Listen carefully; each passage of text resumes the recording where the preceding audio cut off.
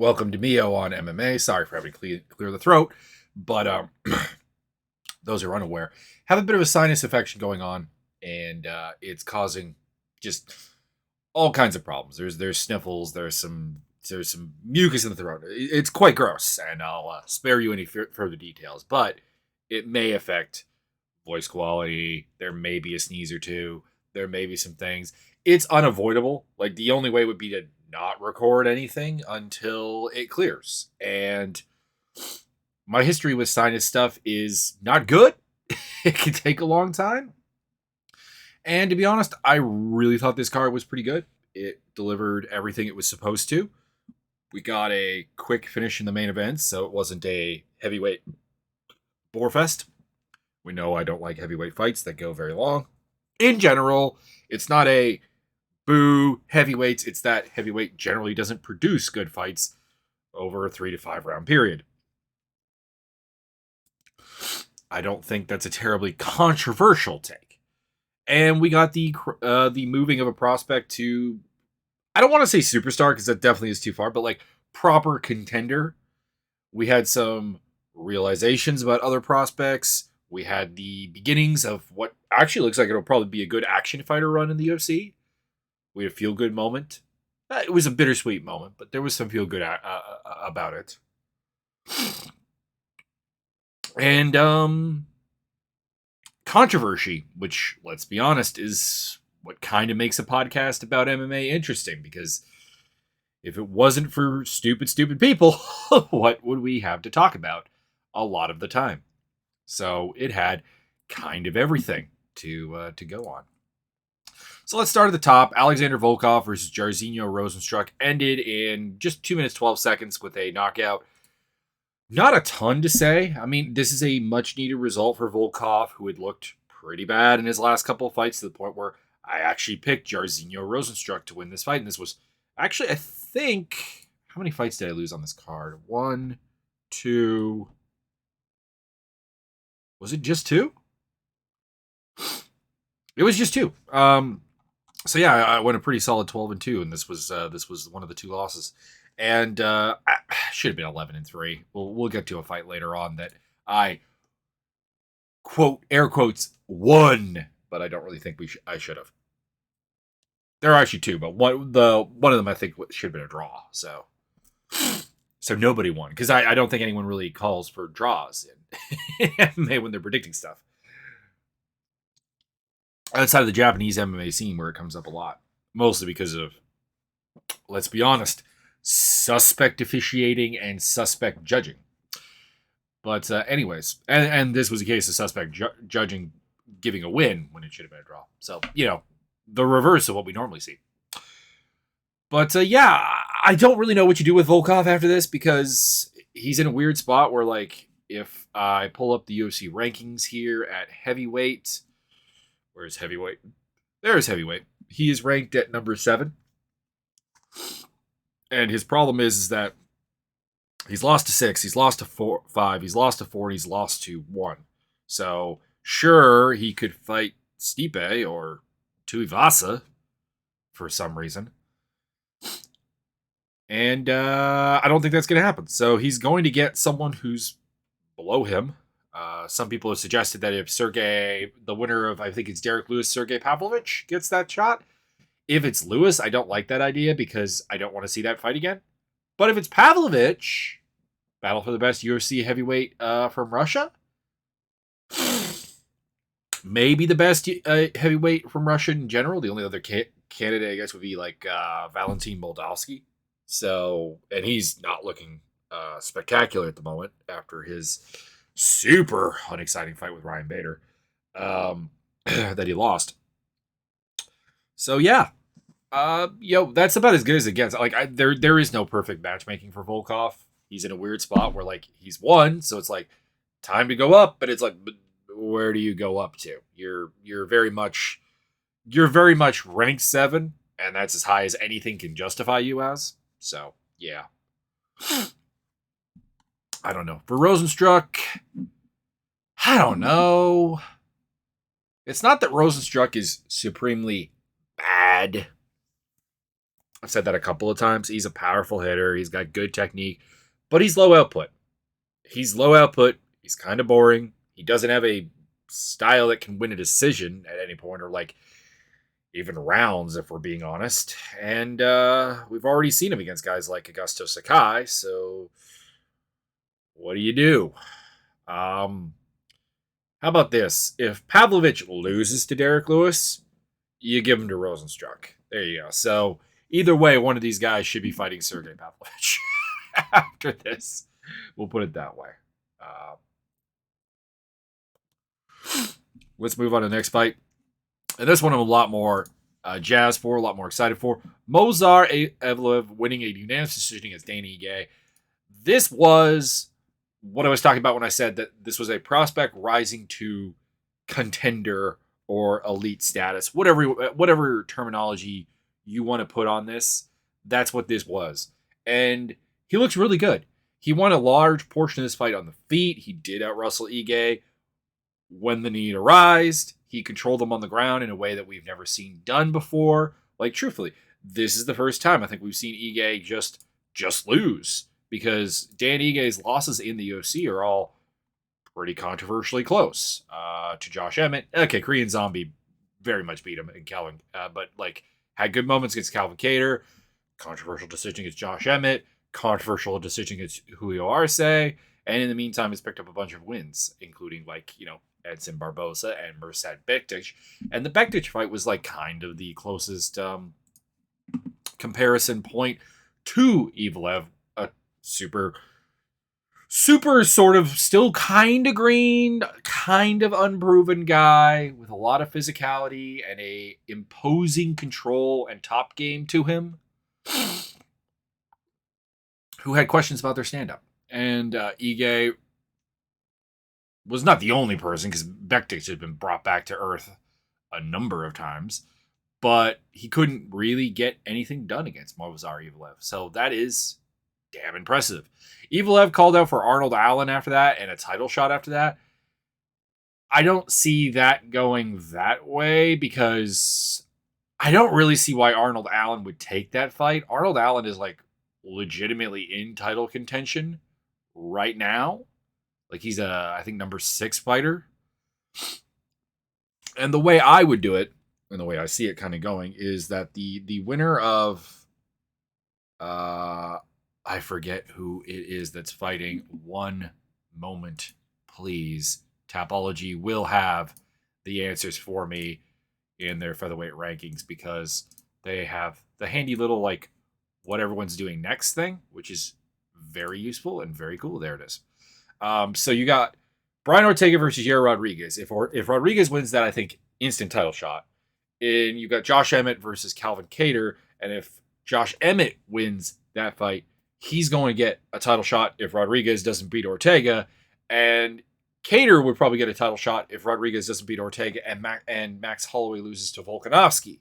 So like that's the title genesis there. And then Arnold Allen is kind of like the next guy up, where like he'll get the winner of Ortega Rodriguez or Emmett Kattar. Like that's how I would do it. So that leaves for your boy Movsar Evloev. A lot of people want to see him fight Bryce Mitchell. I'm down for that. It's not really the perfect fight, because the two things I still have of question with Evloev is how does he do against someone who has more of a comfortable, effective, and deep range striking game, because Ige is very much a pocket guy, which means he's going to fight at the range that Evloev wants to fight at. And he's not going to do that. I'm going to close the door because the roommates are home. Just give me 1 second.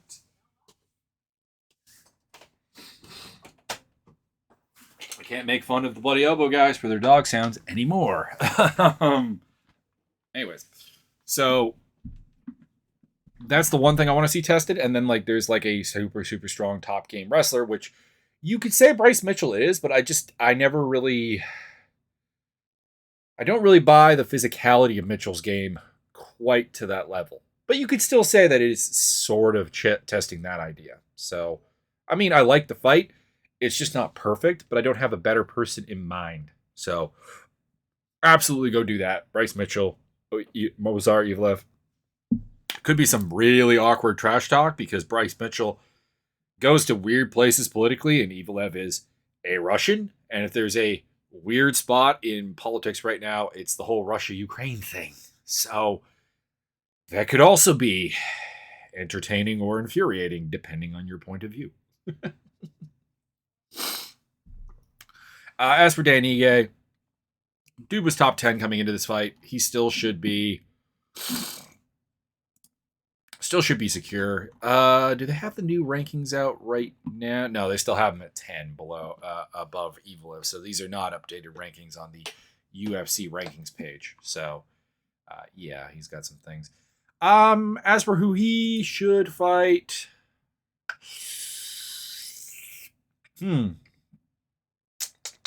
some people want to see the Barboza 2 fight. I'm not opposed to it. They're both on 2 straight losses. It was a close, controversial fight the first time. You could definitely do that. I'm not going to necessarily complain about it. But at the same time, I always like to call for like new blood whenever possible. And I'm going to say, what about Dan Ige versus Hakeem Dawodu? I think that would be pretty good. And it's a step up for Dawodu without putting him into a guy that is just going to wrestle him. Like, Ige can wrestle, but like, he likes to strike. And yeah, sure. Why not? Why not? It's also a winnable fight for Ige because he's been beaten up a couple times lately. I'd like to see him get something pretty winnable. Then we had Lucas Almeida versus Mike Trisano. Almeida's debut at featherweight. I had a lot of concerns about Almeida. This was the other fight I lost. I had a lot of concerns about Almeida and his gas tank specifically because he tends to fade in fights. Like, part of that is he puts up a ridiculous pace. Like, he has a ridiculous pressure-heavy style that is just going to be taxing. But on top of that, he also has the tendency to just not look like he has necessarily the greatest cardio to begin with. It does have a lot of power and so on. A little bit shallow in the striking department. I think that does remain. But like, his cardio looked a lot better here. I don't know if it was taking nutrition seriously to go down to 145 maybe. Maybe just harder work on it. Maybe it took that loss to Zell Huber for it to kind of click that like, this is actually a problem. I mean, it's the classic example that like a lot of MMA fighters look at a win. It's like, it's a win. I don't need to change off of that. It's always the losses that tend to produce actual change in a fighter. We're going to talk about that later. Because there is a fighter on this card that I hope treats their win as a loss on this card. Not that they didn't win, but there are some concerns. And yeah, he just got the job done. Like, I still think that he's a little shallow. There were moments where like he's very, very predictable in prolonged exchanges.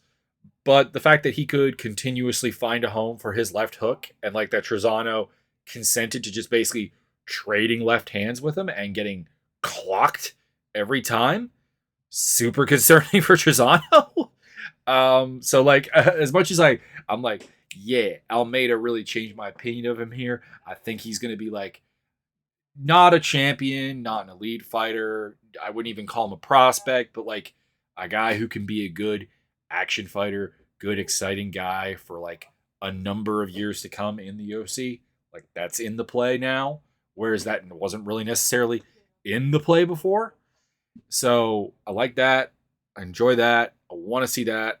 But at the same time, like this did seem like Trisano's fight IQ and like defensive decision making just absolutely let him down, because there still is a lot of predictability in Almeida, and he should have probably used it. Trisano did drop him. Almeida dropped him as well, and then finished him in the third round.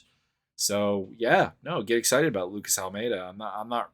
This was his UFC debut, so it's always a little bit harder to give a title thought on the matter. Kind of looking for someone kind of fresh-faced in the UFC. Coming off a win would be ideal.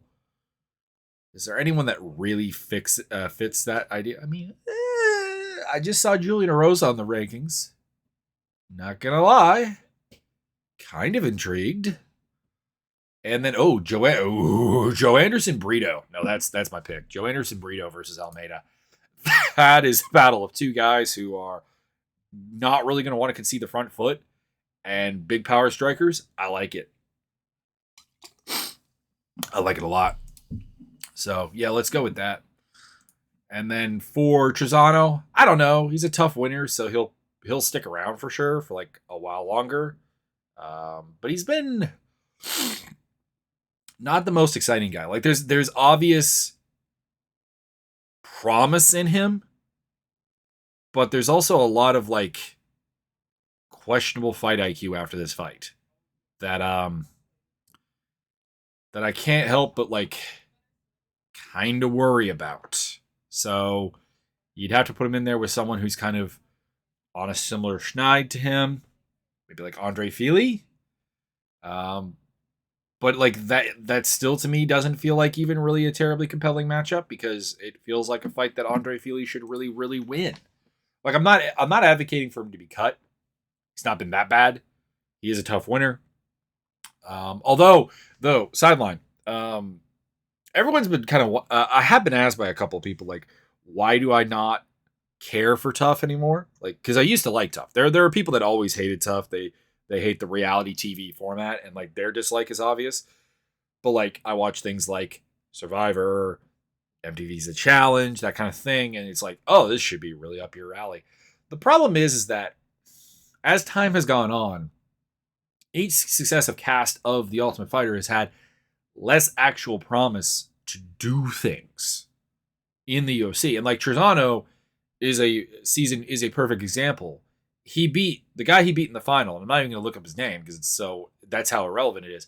He beat a guy in the final who was undefeated, who did not get signed by the UFC, and has gone on to have like a rough career after that, like a very mixed bag career after that. And it's like, that's the problem, is we're no longer getting guys who really make a difference through the Ultimate Fighter. And that's why it's kind of pointless. Because if the talent isn't there, it doesn't really matter.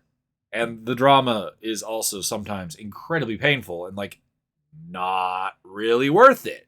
Because while there is like a certain level of drama that I enjoy, it's kind of weird. Like I need my drama to like kind of make sense.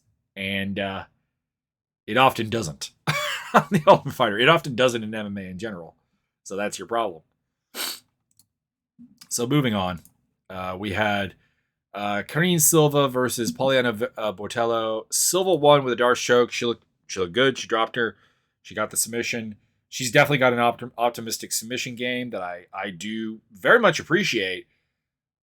But she's also just a mess of complete lack of process and like winning on a round by round or even minute by minute basis. She was losing the stand up here. She was getting outlanded with similar qualities, similar cleanness. People have gotten on my case a little bit by like, landing more strikes doesn't necessarily win the fight. That's not all it is. No. But like I've said this before, that's a part of it.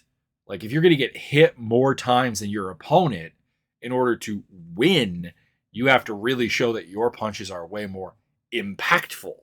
And I don't think Silva did that up until knocking her down. So she knocked her down, finished her with the Darce choke. Very cool submission. One of the better ones on the night. But I still have concerns. I guess the two things that I think have gone up in my estimation is that Silva did have a very good physicality on the regional scene, and you always wonder how that's going to translate. Because, unfortunately, women's MMA in a lot of places is kind of very shallow. And you'll see people coming off the regional scene and like, oh, they're really strong, they're really explosive, they're really athletic, really physical, A+ athlete, so on, and that's going to translate. And then it doesn't. Because you realize that, really, they were just beating up people who were not very physical. We, I think, can say that that's not the case. Silva is actually, I don't want to say like a special athlete, but she's going to have a physicality advantage over most of her opponents. So there's that. And her power looks like it's translating much, much more because Bortello, for all of her faults, bad defense, bad cardio management, is a reasonably tough fighter. So to flatline her, it points to good things. So there's at least that power aspect to her game, both in striking and grappling, that can possibly carry her through. But there's just so much decision making here with Silva that I still do not like, and still question, and still absolutely worry about. And at flyweight, who would I like to see her fight next? I'd like to see her fight someone who has grappling, has a gas tank, like has the cardio, and can bring it. And it's probably someone who's going to be up on her. They got her 29 on Tapology, which I think is probably a little bit high, but not too bad. Ariane Lipsky is sitting right there, and on one hand, like, this actually a terrible fight for the proof thing that I'm looking for, but it is also the fun kind of stupid grappling fight that I actually would probably love. So I do kind of want it. What about someone like Montana Del Rosa? That could be that could do things. Although Del Rosa's coming off a loss. Same with Jillian Robertson. Those will both be options though. So I don't know. Pencil that in or pencil Lipsky in. I have concerns. I have thoughts. But hey, maybe she'll answer them with flying colors. And really, this is the birth of a new, just improved Karine Silva. Maybe. For Bortello, you got to think she might actually just get cut. Because that's 3 losses in a row. She's, I want to say 8-6. 8-5. 8-5. 3 losses in a row. Her wins are over 3 girls who are no longer in the UFC. And while she paced herself better here, I don't think that there's necessarily a ton of development going on in her game right now. So what do you do with that, if we're being completely honest? I don't know. It's a shallow division, though, so, I mean, hey, she could get, like, the loser of Mandy Bohm and Victoria Leonardo. That wouldn't be out of place.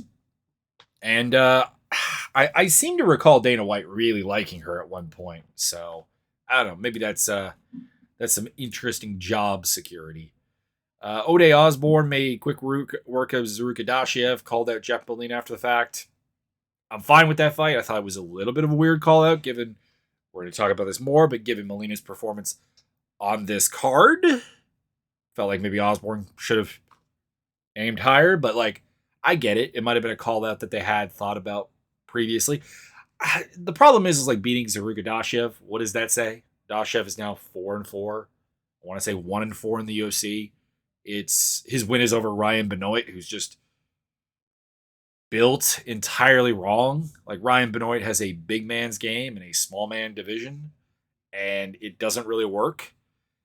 So, yeah, I don't know. I it's a cool knockout, but I don't know what this match actually means. And speaking of matches, I don't know what they mean. Alonso Metafield defeated Asgar Mozaroff. Credit to Mozaroff, I guess, for fooling the UFC into signing a guy who's 19-12 with a lot of, like, really bad losses. So, hey, my man, you get to say that you fought in the UFC. And it's probably worth it, but you probably ain't going to fight here again. And for Metafield, I don't think the fight means anything. In fact, I think it means actually negative things for Metafield, because when Mozaroff came out and started marching him down and, pushing him basically back to the cage with his striking, Metafield was willing to have that happen to him and seems slightly intimidated by it. And that's concerning, because Mozaroff just... It's not like Mozaroff is a great kickboxer who just doesn't have a grappling game. He's a mediocre kickboxer who doesn't have a grappling game. And that's been the hallmark of Menafield's career, is that, like, when the opponent isn't seemingly intimidated by him, and when the opponent has some physicality, whether it's just raw size of a William Knight, or it's being kind of tall like Mozaroff, and maybe even just being a little intimidating looking. Like, Metafield does kind of shy away from it, and that's kind of concerning. Like, Metafield has all the physical tools to get the job done. He's got actually a reasonably developing technical game, but it does feel like there's some mental hitches he needs to sort out at some point before he is going to reach his potential. And I'm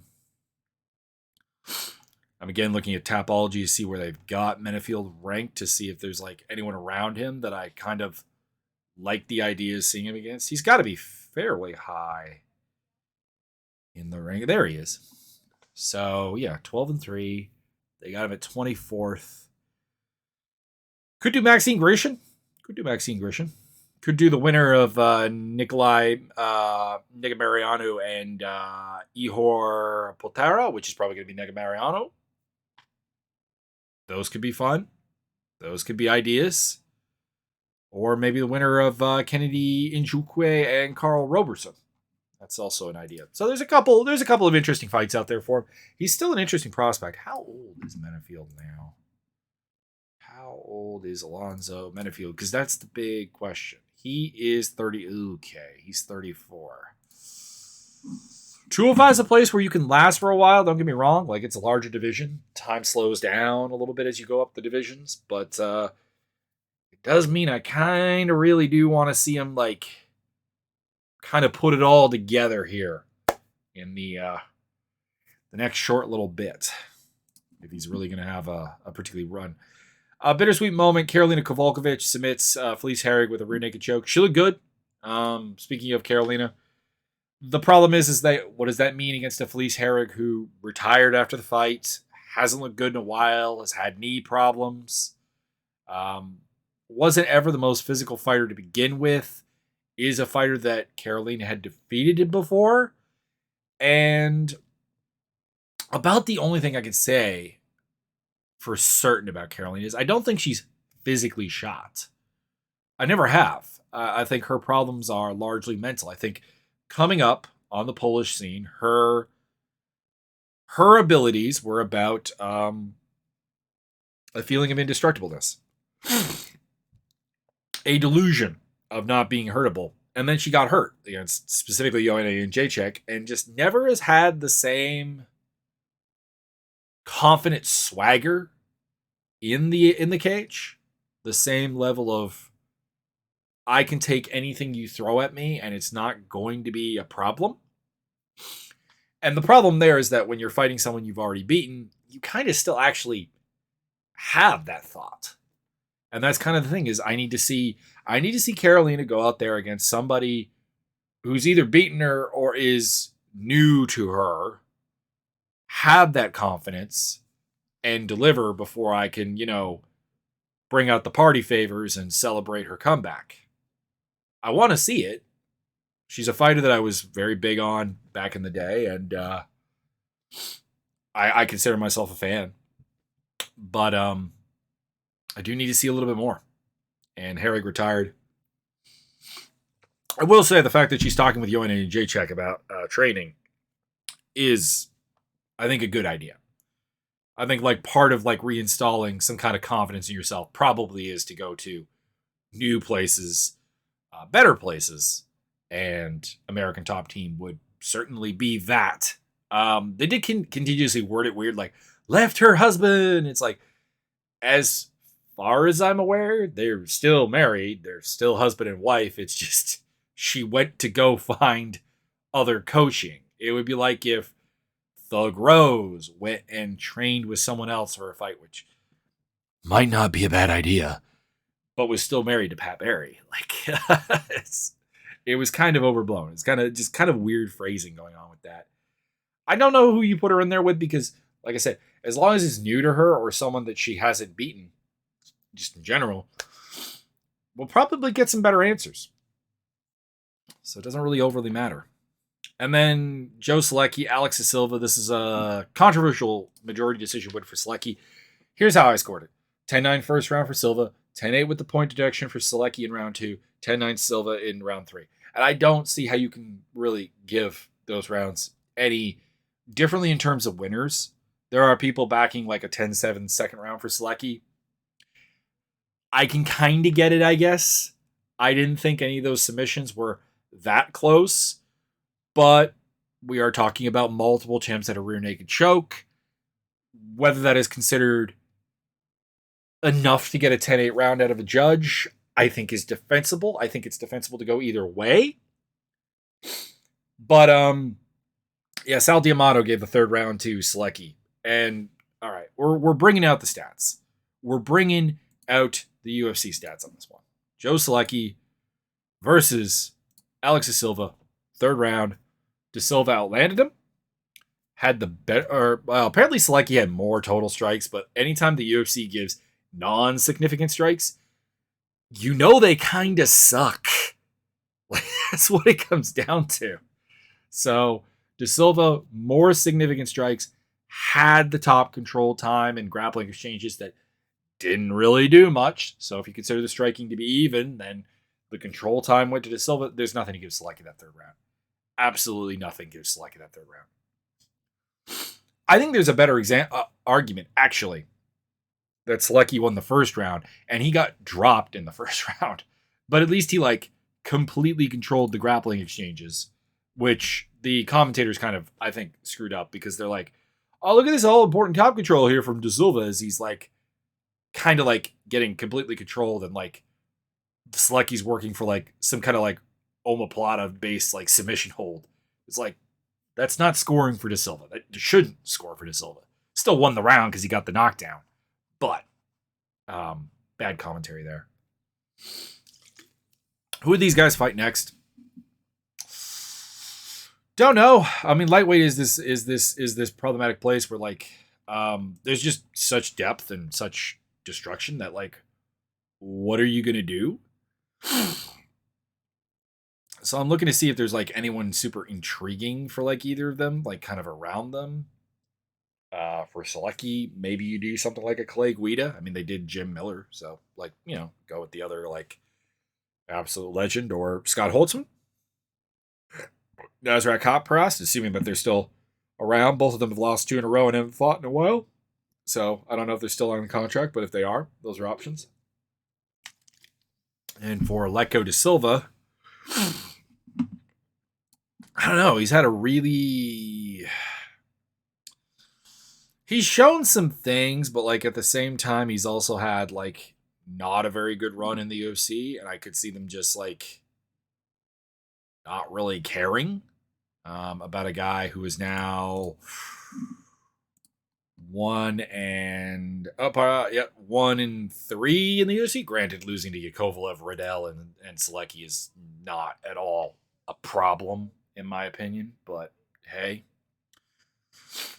I don't know. Hard to say what they'll do with him. He'll face someone on the downside, I guess. I don't know. Put him in there with, like, Alan Patrick. Oh God. That could be terrible. But at the same time, part of my brain wants to see it. Kinda does. Or Devontae Smith. There you go. There's 2 options. 2 options for you to ponder. Damon Jackson beat Daniel Argeta. Not a ton to say about this fight because Argeta came in as late notice replacement, a weight class up. He's not even a particularly big bantamweight. Jackson beat him in the first 2 rounds and then largely gassed out. Third round was pretty competitive. I guess what I can say is that, like, Argeta, if he goes down to bantamweight, which I assume he's going to, might be a reasonable find for the UFC. He is undefeated at his natural weight class. And, he made the correct decisions for the most part. Showed reasonable fight IQ. Showed reasonable technique. He was just completely physically overmatched. And that basically was my read on the fight because Damon Jackson is a big featherweight.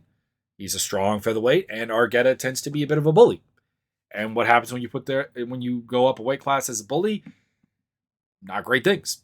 And Argeta got the loss. I have no idea what they do because I have no idea what they think of him, frankly. And for the Leech, What would I like to see the Leech do? Because, like, the weird thing is, like, off of this win, I kind of feel worse about the Leech just because he kind of cardio dumped, and that's always a bit of a problem. Here we go. We're gonna take the pro wrestling approach here for a moment. There was a lot of jaw jacking back and forth between the two corners, and Cub Swanson apparently was in Argeta's corner. So hey, do Damon Jackson versus Cub Swanson. There you go.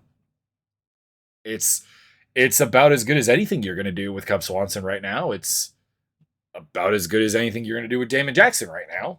So why not? And then moving on down the card, we're getting towards the end. Benoit Saint-Denis submitted Nicholas Stoltz and get Stoltz out of the UFC.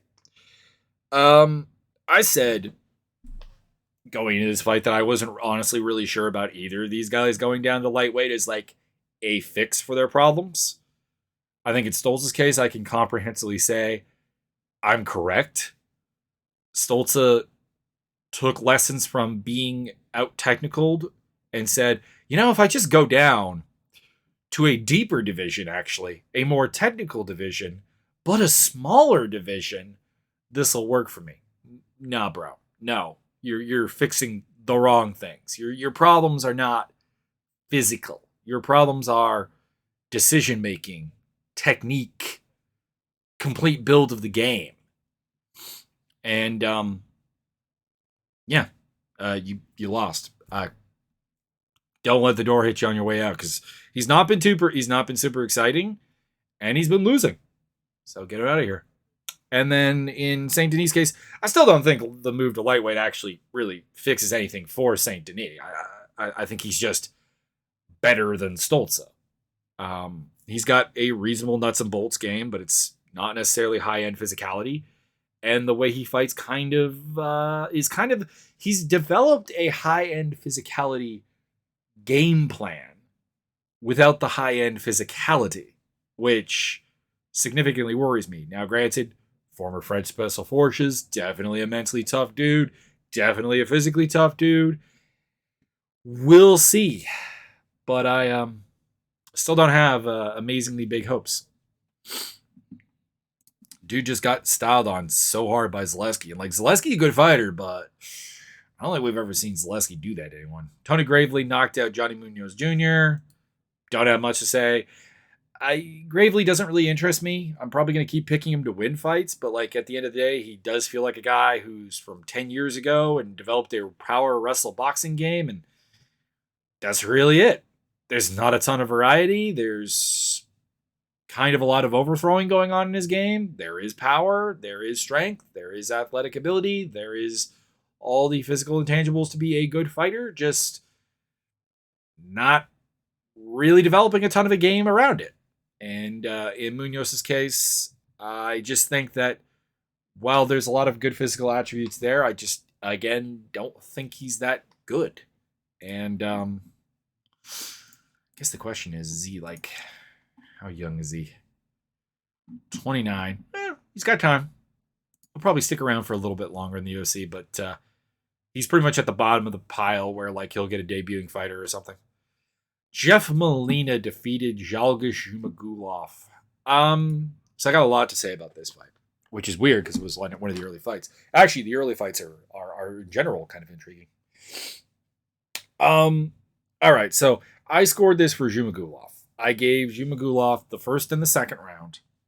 I think the first round is unequivocally his because we're going to go to the stats page. We're going to talk about the stats here again. This is the last time I think I'm going to talk about the stats. But in round one, according to the stats, they landed the same number of SIG strikes, and Molina had slightly more total strikes. But it was his lowest striking output round. It was Zhumagulov's second highest striking output round. And Zhumagulov had control time. Now, the control time is not a primary scoring criteria. It's a tiebreaker, essentially. But even if you believe Molina's same number of SIG strikes was a draw on the feet, despite the fact that Zhumagulov clearly had a lot more impact behind his strikes, Then we go to control time, and Zhumagulov won that round. The second round, I think you could give to Molina. I was giving to Molina until he got staggered with a really good punch. And then that kind of swung the round back the way of Zhumagulov. But I can live with that going to Molina. And of course, the third round, I think there's not really a ton of controversy. That's Molina's round. Although I did see some people scoring at 30-27 for Zhumagulov.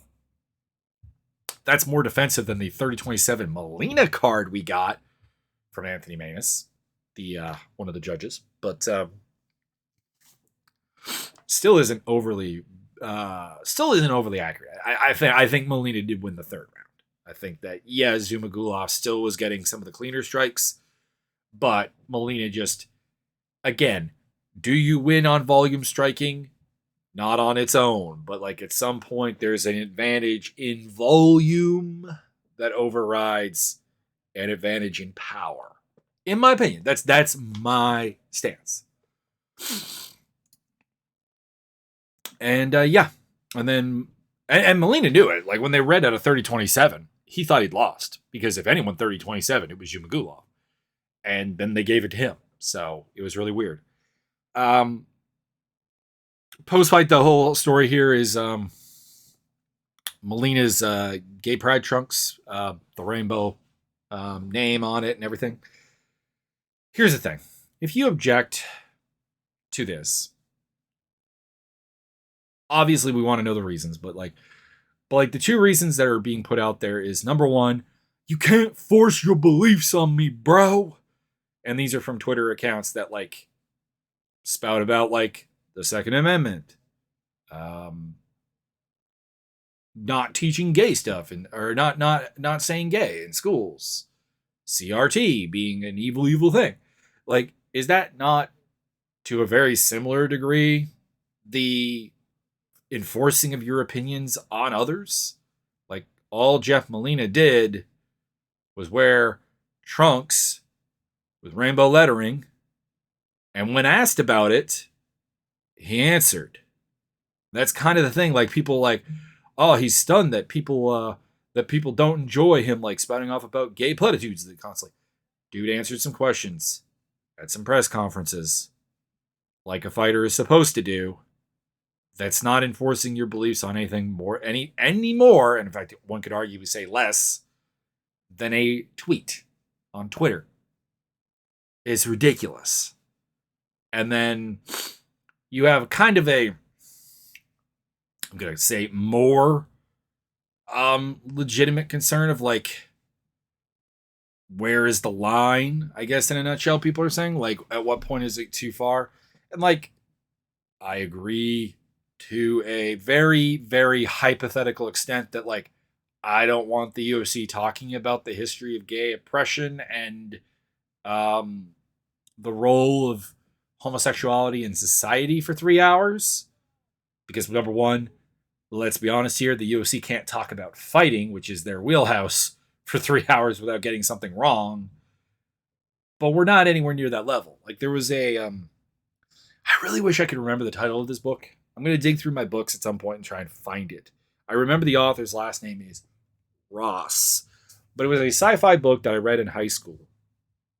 And I'm pretty sure I own it somewhere in the bookshelf. I'm nebulously pointing towards my bookshelf. And it takes place on like this toxic bog planet. And there are some people talking about how do we build buildings here? How do we build a settlement here? And one of the characters is like this eco nut character that you throughout the book wonder why the heck he's even there. And he's talking about like, okay, but at what point is like our impact on the environment too much? And it's like, okay, we're trying to build something here that's never been built before. Let's try to get like a house up before we start worrying about urban density and environmental impact on the matter. Like, let's worry about that. And when it comes to this topic, anyone who's like, well, where does it end? Okay, people, we have the homophobic side of the MMA fandom is triggered by a ring girl wearing attire that still shows her off, that is for gay pride and rainbow letters.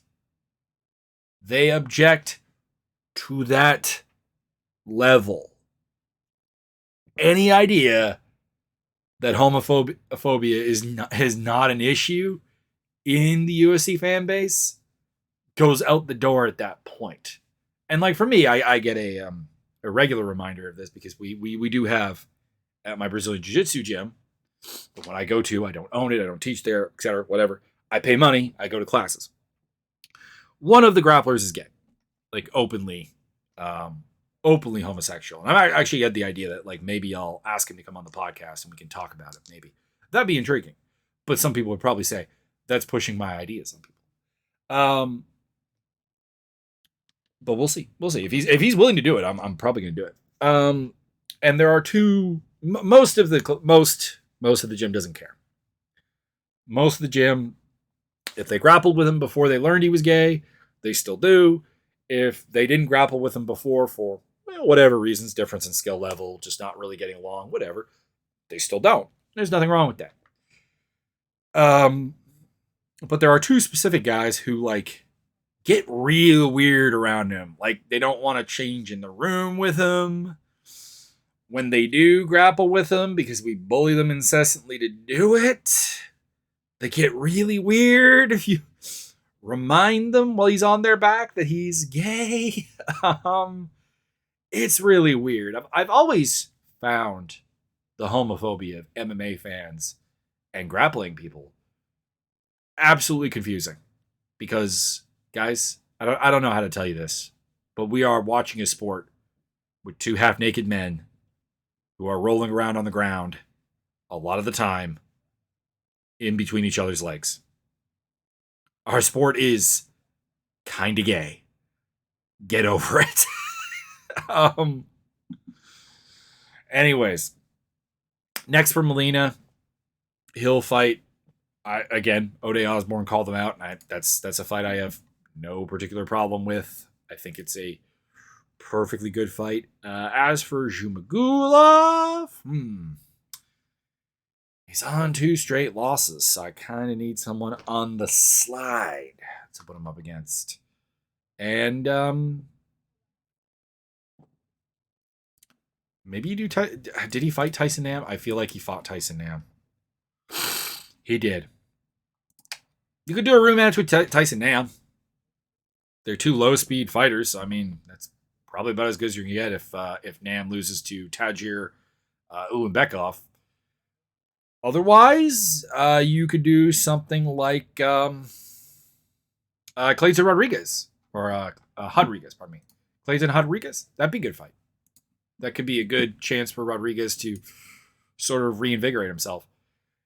Then we had Renat Fakhretdinov versus Andres Michailidis. This is another, I'm going to go down in weight class to solve my problems, despite the fact that my problems are not related to my size. They are related to my skills and my decision making, and how there wasn't a point taken in this whole thing for grabbing the cage. I don't know. And that was a theme. Salecki basically got his win off of a toe grab in the cage from Da Silva later on. But yeah, I don't know how Andres Michailidis didn't get a point taken away. He lost clean on all the scorecards. I don't know what this means for Fakhretdinov, because I'm kind of left with the exact same questions I had. Like, he's got reasonably good physicality. He's got a pressure wrestling game, a power striking game. But like, against Michailidis, a fighter who's going to have the fight you want because he can't technically stop you, what does that mean? Like, it almost feels like kind of like the Kovacevic versus Herrig fight, where you got to win. It was a very clear-cut win, but in the grand scheme of things, I don't know what it means. Don't really know what it means. And yeah, I don't know. He'll obviously get another fight. Michailidis might get cut. He's like, what, 1-3 in the UFC, and his only win is against KB Bular. I'm right. I don't know. We'll see. I'm not at a place where I'm with like Nicholas Stoltze with him, because at least like he has shown a win, and like I don't know, he's shown some attempt at becoming a more thought through fighter, but like if his thought is, well, welterweight, which is a way deeper division and a way better wrestling division, is going to be my home, I think that's a bad idea. Erin Blanchfield submitted JJ Aldridge with a guillotine. Now this is the one, standing guillotine. This is the one that I am hoping that the winning fighter Blanchfield treats as a loss. And what I mean about that is that up until the submission, she was losing the fight. Aldridge was doing a good job of shutting down her wrestling, denying her of what she could, and pointing out some of the gaps, I think, in the striking defense of Blanchfield. And I'm a big believer in Blanchfield. I think that with her physicality, with her wrestling game, with her actually pretty good fight smarts, because she made adjustments as this fight went on and was becoming more competitive as the fight progressed, I think there's an incredibly bright future here. But if the reaction off of this fight is we won convincingly, and we don't necessarily need to take any changes off of this, I think that's a mistake. Because I think that this fight did show some holes in her game that is going to be probably more exploited by more physical fighters. So I would take this as a loss. She called out the winner of Macy Barber versus Jessica Eye. I do like that idea. And I would get back in the gym and start working on trying to fix up some of the holes. Tighten up the striking defense a little bit. Come up with some more creative entries into the wrestling game. Because she's a better wrestler and a more physical fighter than JJ Aldridge. So the fact that Aldridge was able to shut down the wrestling game is because Aldridge saw the wrestling game coming from a mile away. So let's try and make that a little trickier, make that a little more nuanced. But I think Blanchfield's going to be a very, very good long-term fighter. And flyweight's loaded with them, actually. I think flyweight is an exciting division right now, women's flyweight. The only problem is at the top, you have Shevchenko, and then you have a steep drop-off to everybody else. And that's kind of the problem, is that there's no one to get excited about taking the belt. But below Shevchenko, there's a lot of good fighters out there, because you've got Erin Blanchfield. If Miranda Maverick and Macy Barber can kind of put their stuff together, there's them. There's Vivia Rougeau. There's Karine Silva, who's an interesting kind of weird little mix of stuff. There's Caitlin Chikagian. There's well, hang on. Let's just pull up the women's flyweight rankings. There's Talia Santos, who's getting her title shot. There's Manon Fiorot. Can't believe I forgot about her. Alexa Grasso. These are all Casey O'Neill.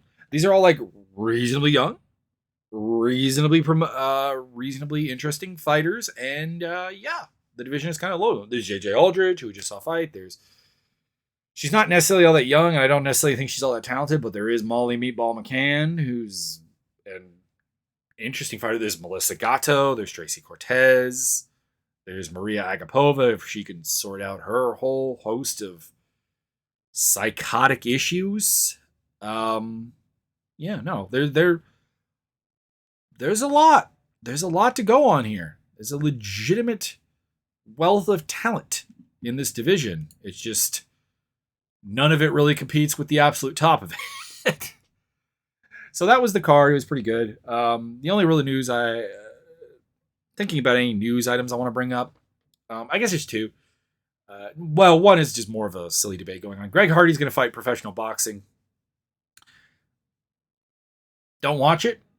That's honestly my advice. If we want Greg Hardy to not have a career, it has to not be worth money to people. And the thing is, I think the UFC figured out that Greg Hardy versus Cans really wasn't drawing figures. I have no proof of that. I just have the assumption that given Dana White's stance on Greg Hardy, the fact that he started actually getting hard matchmaking, to me, suggested that fights against guys like Ben Sassoli, for example, didn't really have any commercial appeal. And he got in there with harder to fight guys, and he lost quite badly. And in boxing, they're going to put him up against some cans, because that is the thing you do, similar to when Kimbo Slice started doing boxing fights. There are probably people that just on physicality he can beat, because he's not actually a good boxer in any way. He's just a powerful athlete and big.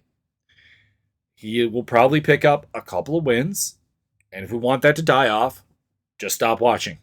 Just don't watch. Don't hate watch it. They don't care about what your motives are. They just want your money. And then the other thing going on is like, and this is probably like a really small thing, but like it does crop up every so often when you're talking about like fighter pay or whatever, is like a lot of people are like, there was a question, it was actually by former UFC fighter Artem Lobov, where there was a post by John Nash, who is basically your go-to for financial reporting in the MMA world, about the top-end boxers making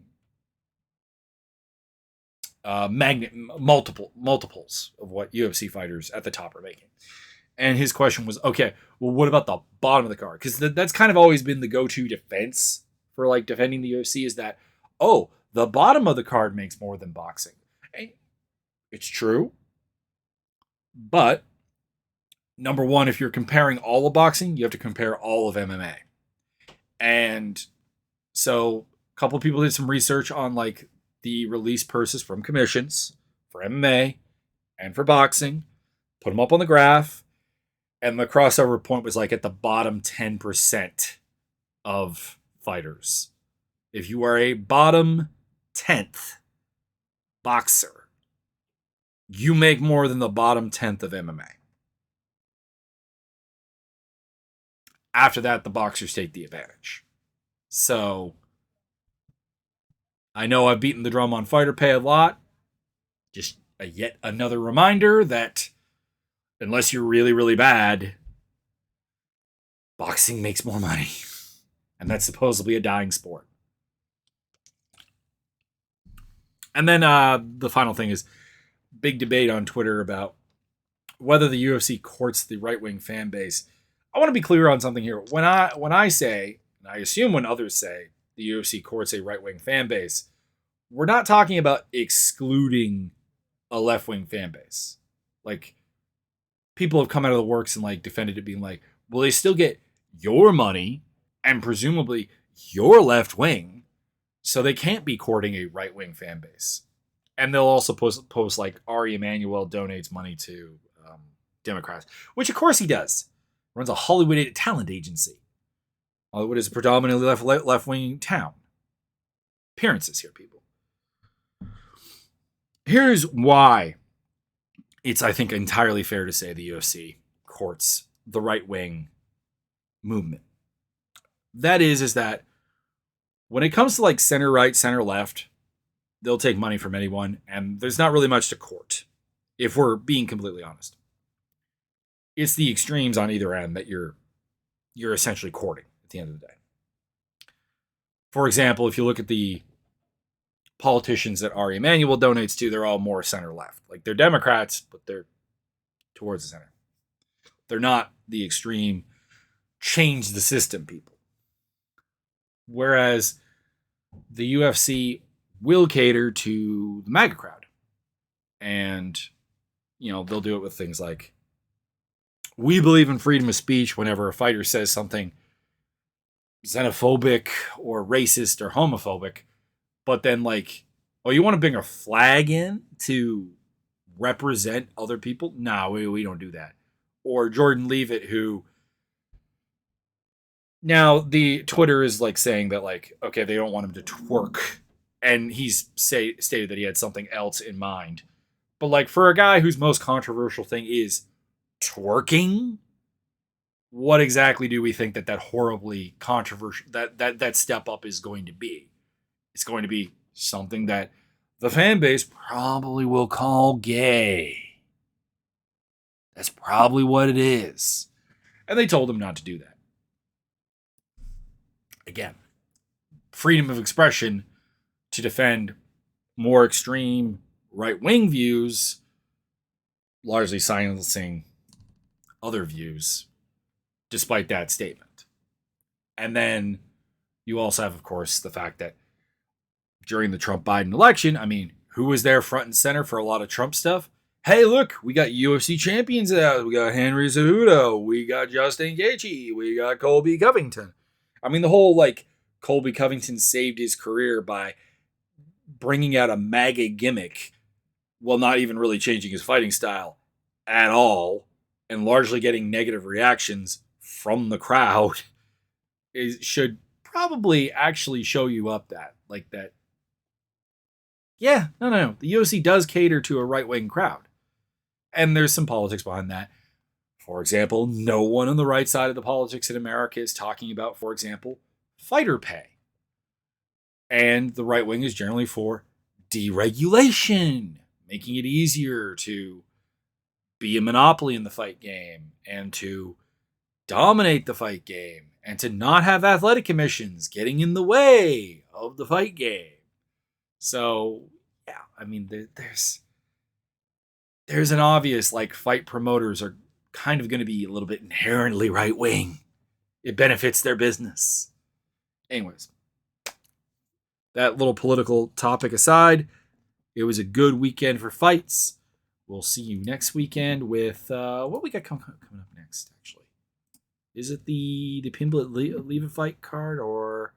Oh, it's that Road to the UFC thing, and then UFC 275. Headlined by Glover Chair, Yuri Prohaska. I am looking forward to that. Valentina Shevchenko, Tyler Santos, and the rematch of Weili Zhang, Joanna Jacek. That's a really good fight. And then down on the card, there's some, like, interesting stuff. Jacob Malkoun, Brendan Allen. I think I'm probably looking forward to that a little bit more than most people. Jake Matthews and Andre Fiallo. Same. And there is some kind of garbage on the card, like Joslin Edwards versus Ramona Pascual. Sorry to Ramona Pascual, but I just don't think you're remotely good enough. So, like, spoiler on my pick there, I guess. Anyways, see you next time. And that'll be in a couple days.